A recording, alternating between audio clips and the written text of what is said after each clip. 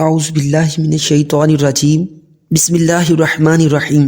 مواہب الدنیا میں ہے، حضرت ابو ہریرہ رضی اللہ تعالیٰ عنہ فرماتے ہیں کہ ایک مرتبہ ایک مسلمان اور ایک کافر کے شیاطین میں ملاقات ہوئی۔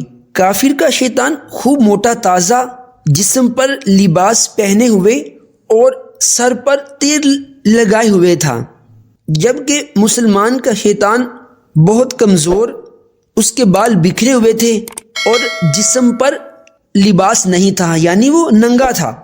کافر کے شیطان نے مومن کے شیطان سے پوچھا، بھائی تمہاری یہ حالت کیوں ہے؟ تو مسلمان کے شیطان نے جواب دیا، میں ایک ایسے اللہ کے بندے کے ساتھ ہوں جو کھانا کھاتے ہوئے بسم اللہ پڑھ لیتا ہے، اسی وجہ سے مجھے بھوکا رہنا پڑتا ہے۔ جب وہ پانی یا کوئی بھی چیز پیتا ہے تو اس کا آغاز بھی بسم اللہ الرحمن الرحیم سے کرتا ہے، اسی وجہ سے میں پیاسا رہ جاتا ہوں۔ سر پر تیل لگاتے وقت اور کنگھا کرتے وقت بھی بسم اللہ پڑھ لیتا ہے، اس لیے میرے سر اور بالوں کا اتنا برا حال ہے۔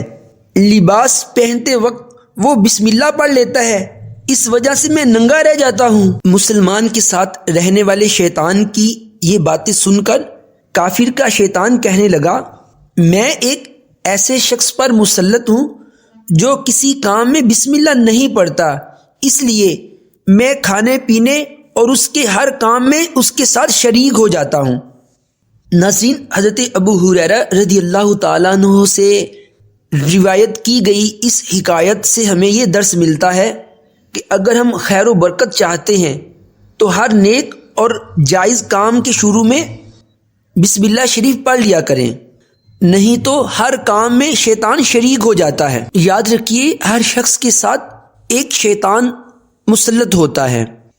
ناظرین، اگر اس ویڈیو سے آپ کو تھوڑا سا بھی علم حاصل ہوا ہے تو ویڈیو کو لائک کریں، چینل کو سبسکرائب کیجئے۔